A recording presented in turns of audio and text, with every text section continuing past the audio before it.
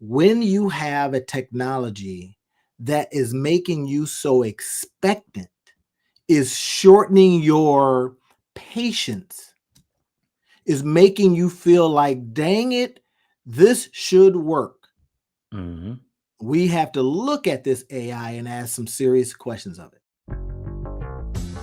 This business podcast, the Two Business Guys Mastermind, uncovers for you secrets and share tips and tricks to entrepreneurship as they mastermind on how to have startup, operational, and overall business success so that you can go on to get better results. Enjoy. Two Business Guys are masterminding. We're back. I told you earlier that I was waiting on Rob, and Rob was waiting on me. And this is what we want to talk about today, how AI, I had admitted to Rob that AI is turning me into an asshole. Now, the Two Business Guys are going to be masterminding on AI and how you can use it in your business. But in this case, when you have a technology that is making you so expectant, is shortening your patience, is making you feel like, dang it, this should work. Mm-hmm. We have to look at this AI and ask some serious questions of it. Rob, I don't know about you, but I've been hearing all kinds of horror stories about people falling in love with their AI, leaving their spouses. Yep. Oh, and this is that There's a not that whole conversation. industry We of want to talk about how creating you can AI use it. girlfriends and stuff. Yep. We want to talk about how you can use it, y'all. Yeah. Yeah. I think, just in the run up and kind of the lead up to what you were talking about, I think one of the things that everybody has to remember, right? Expectation management is so powerful and so important in everything that we do, but it makes perfect sense, right? We have been getting faster and faster at everything. Like, remember when Prime was a new thing? Remember when you used to have to wait a week, 7 to 10 days for stuff to come in the mail, when you would mail order things or when you would get stuff? And it was better to go to the store and get stuff than it was to get it off Amazon. The only difference was you would go to Amazon when the store, you was going to have to mail it from the store or mail it from Amazon. You was like, oh, well, at least I'll mail it from Amazon because I don't got to go to the store. Right. Like, and then Prime happened and 2-day shipping happened. And then 1-day shipping happened. Man, now if my stuff 2-day, ain't here in a day, I'm pissed. and now 2-day it's two. Oh my God, 2 days from now? Are you serious? Where's my stuff? I'm looking all around. Where's my Right. But that's the, the official name for it is recency bias, right? Like, we have a bias towards the things that are happening most recent, and we forget just as quickly what it used to look like and how awesome an improvement that is to what it was. I was just on a conversation. So about once a month, a group of my fellow master practitioners get together and we all kind of chop it up you say about what's been master going on. practitioner? What are we talking about, Yeah. Rob? So neurolinguistic programming, Oh, right? okay. NLP. Yeah, NLP. All the people that I went that I got certified with, we still have a little group chat and we get together about once a month. And it was funny because we were talking about that, how, right, we have a tendency, to move the goalposts, and it's you look at what you're doing. And I remember the conversation was like, we feel like, when you've been doing so much personal development, so much personal growth, and so much work on yourself, you're like, it should get easier at some point. And the funny thing about it is, if you actually look back over your life, if you look back, right, and just to give kind of an analogy, every ninth grader in the country, right, when you were in ninth grade, even if you thought school was the hardest thing that you ever did, when you were in ninth grade, if you did first grade work, you would not have felt like school was hard. Right? The reason you felt like school was hard was because you were doing ninth grade work. Yeah. Or 10th grade or 11th grade, whatever. But the sense of difficulty was because you're not acknowledging the fact that you're in ninth grade and you used to be in first grade. And in first grade, that work was difficult. Remember them time tests when you had to just regular addition and you're trying to get your ABCs and you're trying to figure this stuff out. And then you get to third grade and you got to do your times tables. And right. That's easy work for every ninth grader in the country. Work. Right. And so often that's what happens. We forget where how we've grown. And I think, when you're talking about how AI is doing that, I feel like we're in that space, right? Everything is faster. And then especially those of us that were early adopters of AI, we have gotten so good. Like you introduced me to vibe coding, and now using AI to do code that I remember back in 97, the summer of 97, writing HTML code where I would have to go and search on the internet for the HTML code of how to do a certain thing. And it was just like how to turn the background this color or how to turn the background that color. And I would have to spend a half hour to find the right internet or the right website that actually had the type of background that I was looking for, because there was a bunch of different websites that had different backgrounds, but you had to find the one that you liked and then find the code to do that.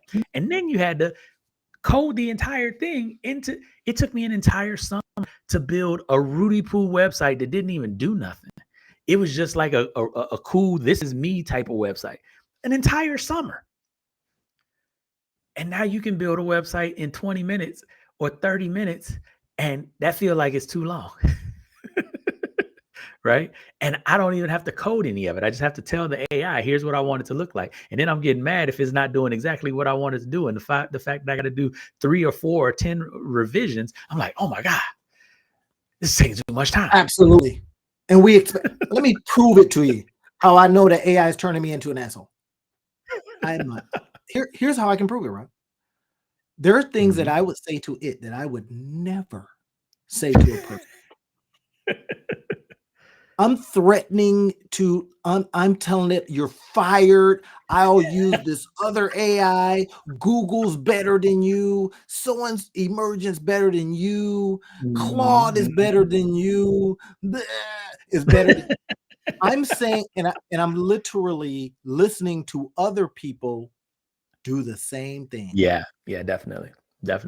And y'all, the thing that I think is so important. But no, you was about to say something. What was you about to say? Rob said recency bias. Now, of course, we want to be valuable with your time. So when we talk about, we want you to be aware why I'm saying, hey, I think it's turning me into an asshole. I could have said it's turning you into one too. You kind of know. Is so that we can start developing some strategies, some tips and tricks to like fight it. Because guess what will happen? You'll be the same way that you are with that in your business, because you'll be looking around like, why ain't y'all moving? How come I don't have my answer? You just gave us the question 5 minutes ago. AI would have it. I think I might replace y'all with AI. It'll start leaking into, and now definitely. That's why we say this, that the powerful that it is and the quickness by which you can do things. Here's another one, Rob. Here's another proof. I'm switching. Man, if you switch partners like you switched, you're a hoe. You are loose, sir. I'm switching tools like nobody's business. Yeah. That's a problem, everybody. So that's definitely. I like the way you framed it, and I think it brings it back, right? The human element of it. I think a lot of people struggle, and this is what a lot of leaders struggle with as well, right? Like when I wrote, "Why can't people just do their jobs?" This was that angst and that frustration that I was dealing with, because a lot of leaders, right? They wish that they could switch people the way we switch tools. They wish that they could fire people quickly and get people out and get people in. But here's the thing that most people don't realize. And John Maxwell talked about it this way. He called it the law of the lid, right? The law of the what? The law of the lid. So like a pot lid, right?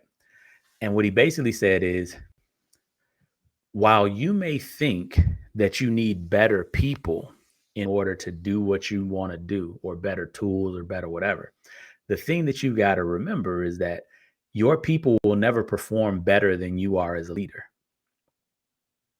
because one of two things is going to happen.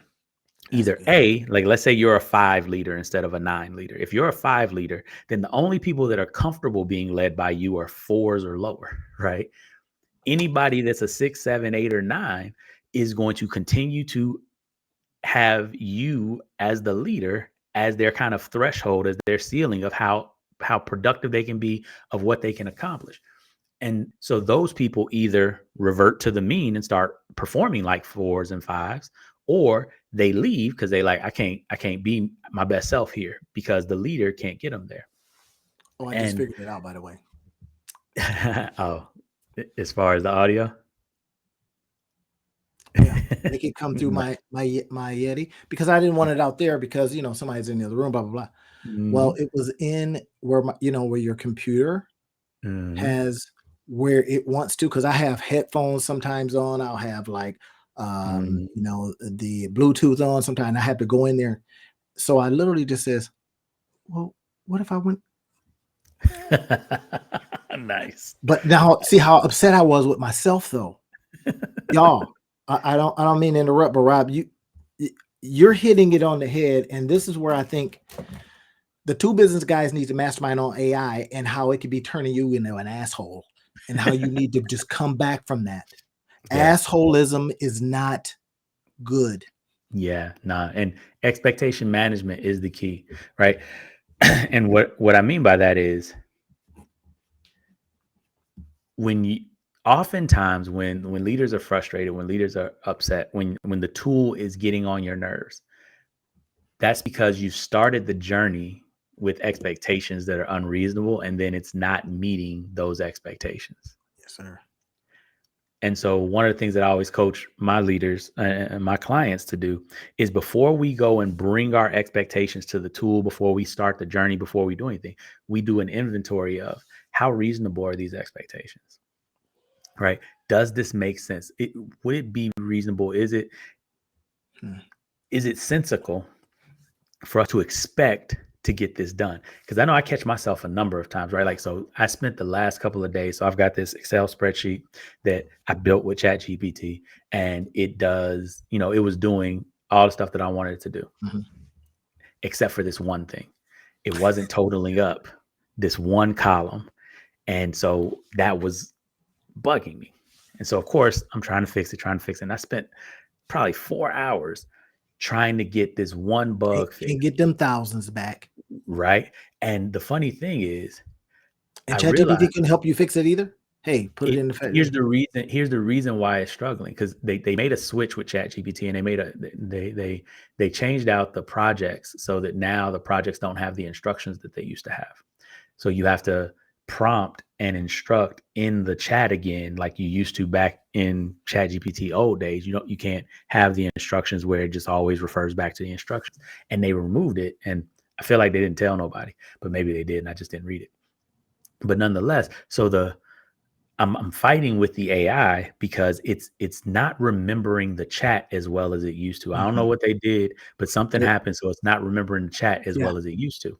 And was this last week, or this has been kind of ongoing? This was just this last week. It's been all last week, probably about AI the last stupid, 3 weeks all together.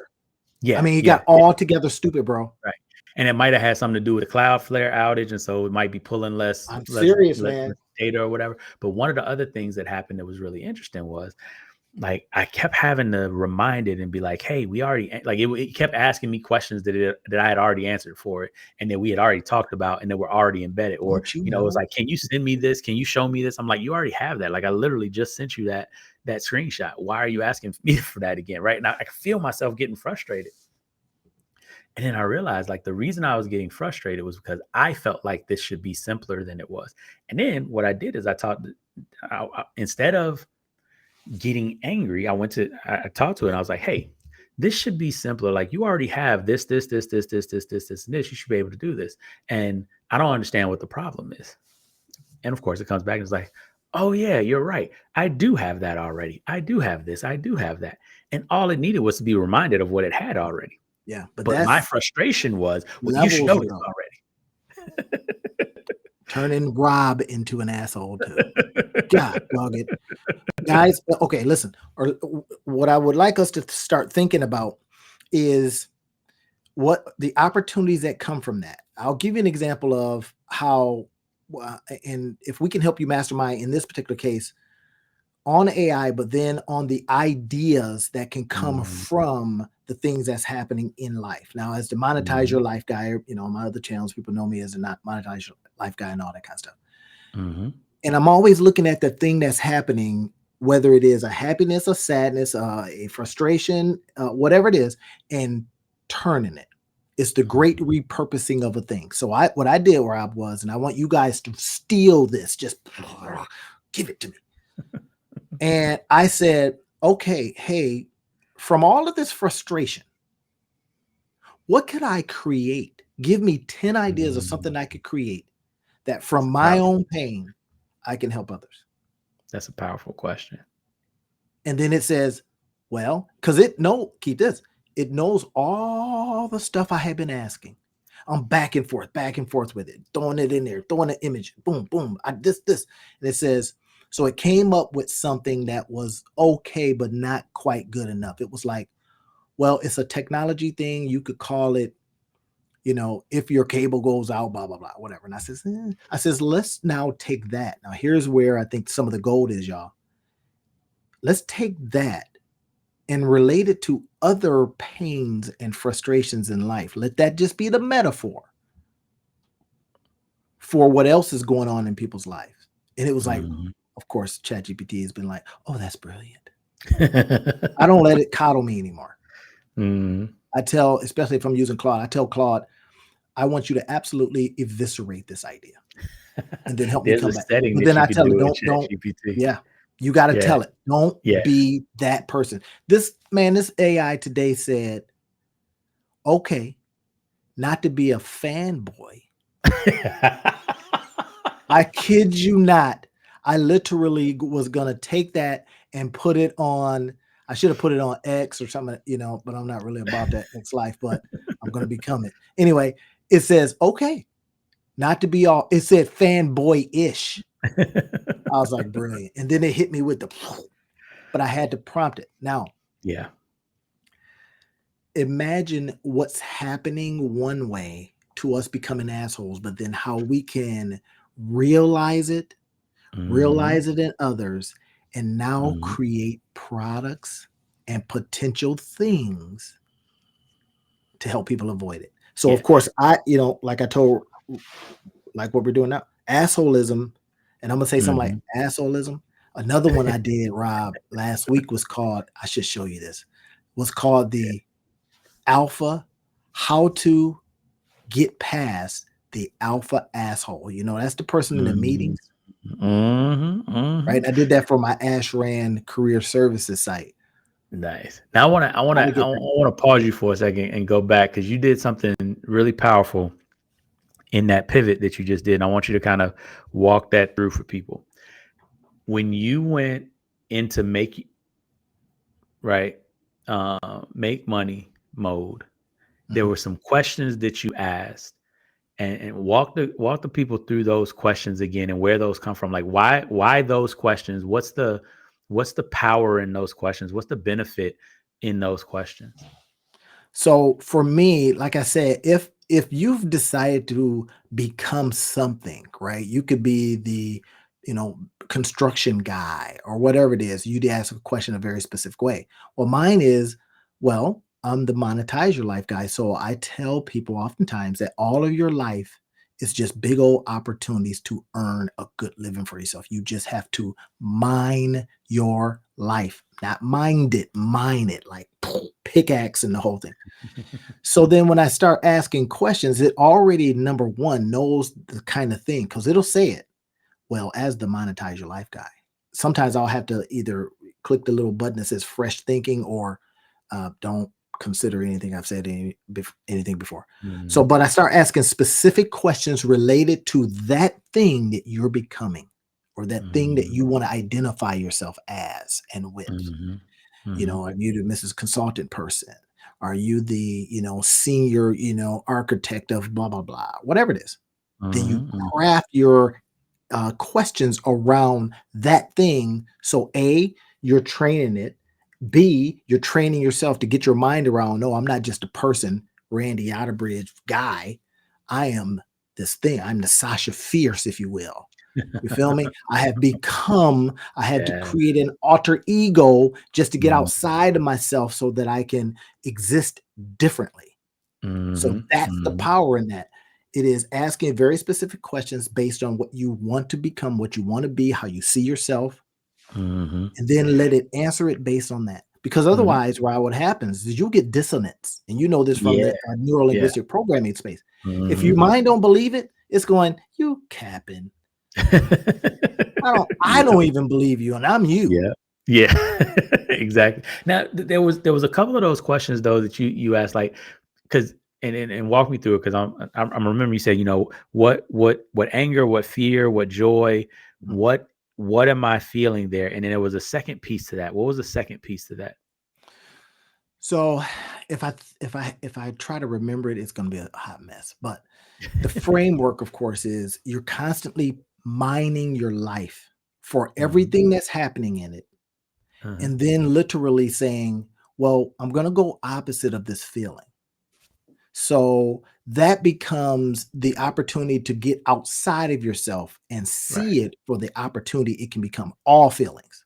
Right, Remember I right, said and I earlier, feel like I remember you saying, like, if whatever the feeling is, not only how do I get outside of it, how do I think about it from the other perspective, but, like, what do I need what do I to need to get do there, to or what help can I right, to others help other that people might be get feeling that, the same way? right, to transform that. That piece right there, I think, inside monetize your life is really powerful in general, but I think that's some of that marketing magic that you have that I think is so powerful and so key for a lot of entrepreneurs, because we oftentimes think about it from the perspective of, what do I want to give to the market, instead Mm, of what does the market want to get from me. mm. That is You so know? it's so I literally had a coaching call today, or I was doing it was a live coaching actually, because I was like, look, Mhm. I'll be over at Wealthy Street Bakery. So y'all come over there, right? And I'm sipping coffee. It's my pre-office before So Mhm, anyway, I had him come over and I says to the entrepreneur, I says, your job is to identify the problems people are having mhm, and then say, by way of my product service, how can I help them? I says, mhm. now what you're thinking about and doing is saying, well, I'm going to build these things. Yeah. And then I'm going to go into the marketplace and say, who wants them? I says, that's the Mhm. wrong way. That's it. We're saying, hey, and now in my particular instance, what I was able to go is say is, here's a problem I'm having today. Mhm, First, I need to solve that. mhm, And then I can ask the bigger question. First, can I solve it for myself? What are the tools, the techniques, and tips I'm going to need? Okay. mhm. And then Yeah. you look back at the tips, tools, and you say, well, I'm kind of a hard customer. So if I could sell it to myself and bring myself out of it, I wonder if Yeah. now that becomes the test.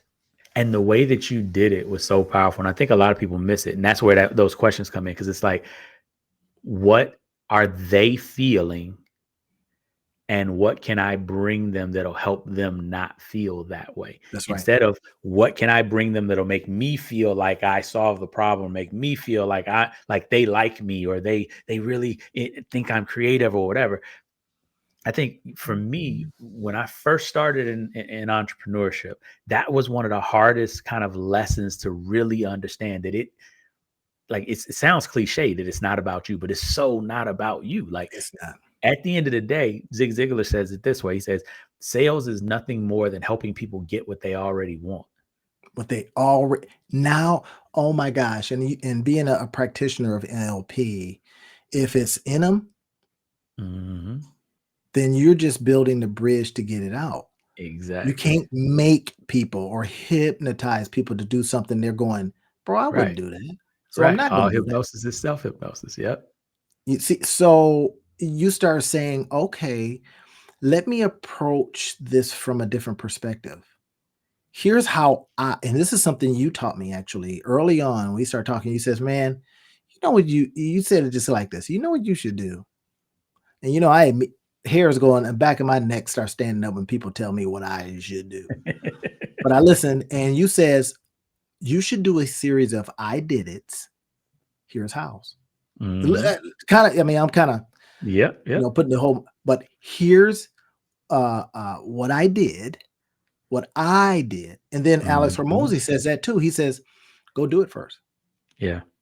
So that's like solve your own problem. Look at the tools you use and go, huh, I wonder who else needs these. Now you're not only solving your own situation, but you're being of service.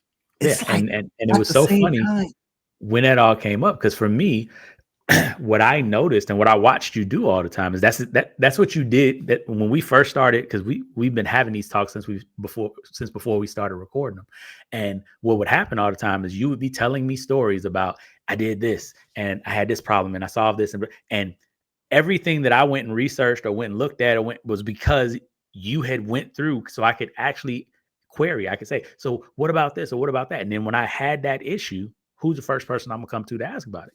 You. Right. And I'm gonna just be the guide. I'm just go, hey, I went down this river. Right. You want to watch out for. Here's how you stay off of the sides. And then you go, great, thank you. And you get in the boat. Yep. And you start going down the river. And next thing you know, you're like, hey, I'm headed toward the edge.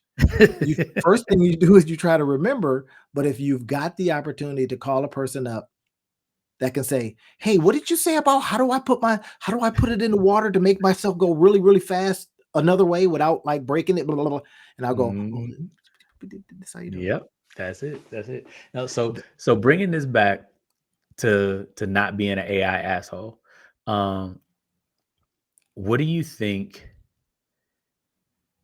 is something that the people should really pay attention to as they're moving forward? Like, yes, we can help other people to overcome the issues that we're dealing with, but how do you feel like we deal with that expectation issue and that kind of that interface issue where we don't have any checks on us when we're talking back to the AI and looking for tools, and this tool doesn't work? Because I feel like there's a healthy level of discernment that you have, right? If this tool isn't working, right? If I got my toolbox and I'm fixing something, if this screwdriver head isn't working because the screw is stripped or whatever the case may be, then I go and I keep working at it, keep figuring something out until I find something that works. What's the kind of, how do I know when I'm crossing over the boundary to becoming an asshole versus just being discerning or being, having high standards? Yeah, it's, I think, a couple of things. One is humility. And the way you can't just always walk around with humility. You have to pull yourself. Am I being unreasonable? Like you said earlier, am I being unreasonable? Is the expectation here unreasonable? But then also realizing, hey, wait a minute. Am I really powerful? Or did something just give me a boost? Right? Are these really my legs? Or is this a crutch? I'm kidding you not, man. I almost have the image in my mind of the letters A, I, and us holding them like a crutch. and our legs are no longer there. Right. No, so that makes a lot of sense, because like when I find myself drafting stuff or writing stuff with AI, I do that internal check. I'm like, am I doing this because it's easier, or am I doing this like, is it robbing me of the ability to write this type of copy? Yes and yes. And what I realized for me was, this is not a skill that I want to master, and it is a skill that I am competent at, such that AI doing the first part and then me fixing it is a better use of my time. But like having that inquiry, having that thought process, I find it important to me to actually check myself and say, am I being, and it's lazy is the wrong word, am I putting too much onto the AI so that it doesn't have enough me in it? Right. Yeah. And so I've Yeah. started to do certain things. Like when I have ideas or when I have thoughts, I'll write freeform the idea or the thought, and then I'll use AI sometimes. But if I'm just getting stuff done, or like if it's a quick response email or something like that that doesn't have to have a lot of me in it, then I just go ahead and shoot. But what I've also learned is that the better I am at prompting what I'm trying to do, the AI will get me 85, 90% of the way there, and then I can finish the last 10%. Yeah, And I it's the kind of look at time. it like this.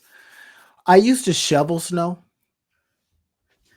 Then some brilliant asshole says, "What are you doing? You're giving yourself a heart attack. Mhm. Here's this machine that all you do is turn it on and it Uh-huh. will blow the snow for you." Right. So now I go, you mean all of this could get done? I don't get blisters on my hand. I don't mess up my heart. And it goes, yeah. Yeah.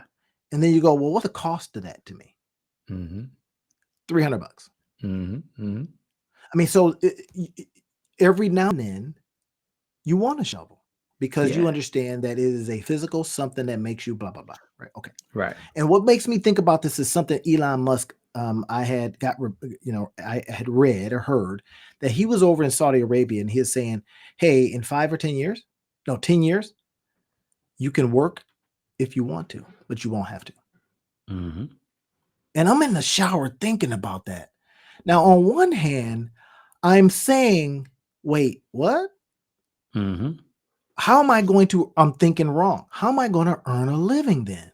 Mhm. Versus you won't have to go earn a living. A living will be made. Now, understanding also Mhm. that Saudi Arabia, I guess some of their citizens don't work.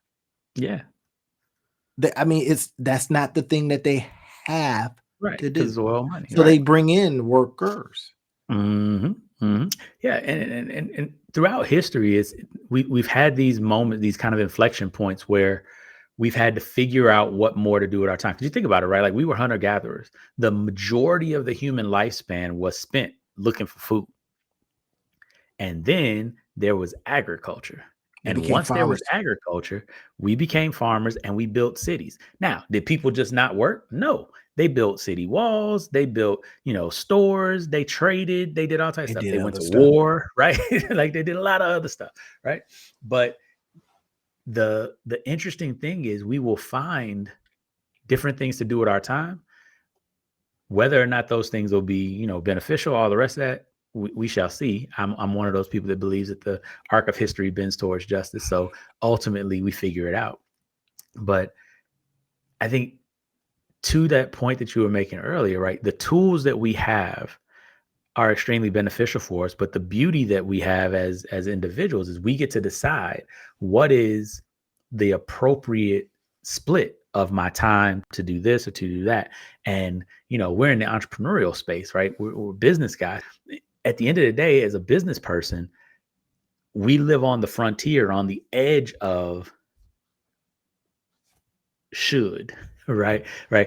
Should is what a lot of the people that are still working 9 to 5s and still just doing exactly what they supposed to do, right, and living in accordance with whatever the old idea is. If you remember the frontiers people, like all of the new stuff that happens in the towns happens first at the frontier. That's where Mhm. raccoon skin caps came from, and bear fur rugs, and all these I types do of not things know that that era, sir. So right. But you go back through time, and it's always the people who are the adventurers that go and show people, right? Even if you go and look at like Star Trek, right? The whole idea is there's a whole civilization that's back on Earth that's just living like that normal Earth life. And yeah. then you got these adventurers who are going boldly where no one has gone before and encountering all of this extra stuff. And I And think that that, is so being a business powerful. person, we get to live in that space where we get to figure it out. We get to decide it. But it's also a scary space. It's a space where like there's nobody to tell you that you're wrong. Yeah. Well, you're adventuring. And we hope that from this conversation, you've been able to see that if you feel the twinges of alcohol, assholism,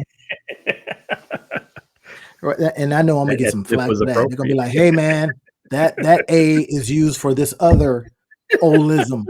I'm like, I don't care. This is an idea that I had years ago and never spun Mhm. up because I was Mhm. like, what am I gonna be? How to cure assholism? And bro, danged if I don't see anyway. So yeah. And now if you have a tool or something that is supposed to be designed to do, and now we can kind of make the metaphorical or analogy leap to something that Mhm. was supposed to be good for you, and now you're Mhm. dependent on it, can't we? Mhm. Mhm. Something that was supposed to be good for you, pain relief, pain pills, pain, and now it's harmful to you. Mhm. Wait, what? Right. Yeah. So It's now too we much have of it. another tool supposed to be good for you. Even and they're talking about oh my gosh, the bubble's about to burst. And I'm thinking, thank you, Jesus. So when it bursts, the point becomes if you've been able to look at AI and says, you know what, I never made it, it never was a crutch for me. It never Mhm. became my legs. It was Mhm. just a helper for when I got hurt. And Mhm. metaphorically, I didn't know Mhm. something. That's pain. Mhm. So it Mhm. got me to the next, it kept me going. It kept me kind of, with pressure. You remember back in the day, you should give you crutches. Now they just give you a soft boot. Mhm. And I'd be like, what happened to your leg? Oh, I got pins. And you got a boot? Yeah. Yep. So that we keep some kind of pressure on it so that Pressure we on it. make sure.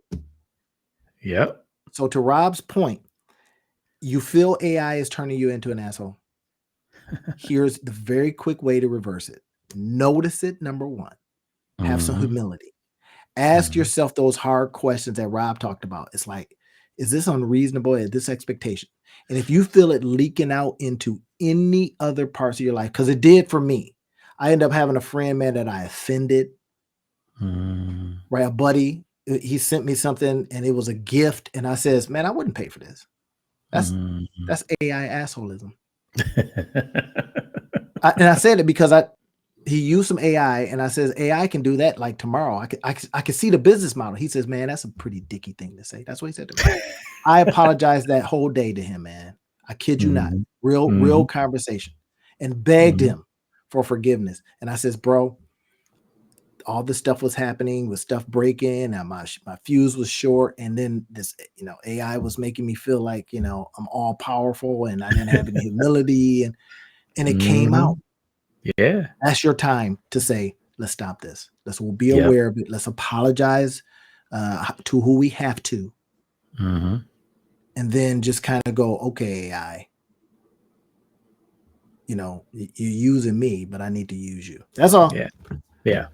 Yeah. And I think the last thing that I would say on that is don't let that make you feel like you can't have lofty goals, but just remember that they're short term, midterm, and long term. And you want to put the right framework in the right time frame. Ooh, the right framework in the right time frame.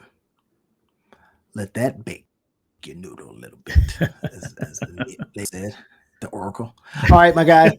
So hopefully All right, everybody, brother. you got something from this. Comment on it, like, subscribe, do all the things, send it to people. We'll appreciate it. We need your likes and subscribes. We want them. We want to grow. We want to do all these kind of things, right? We'll talk to you on the next video.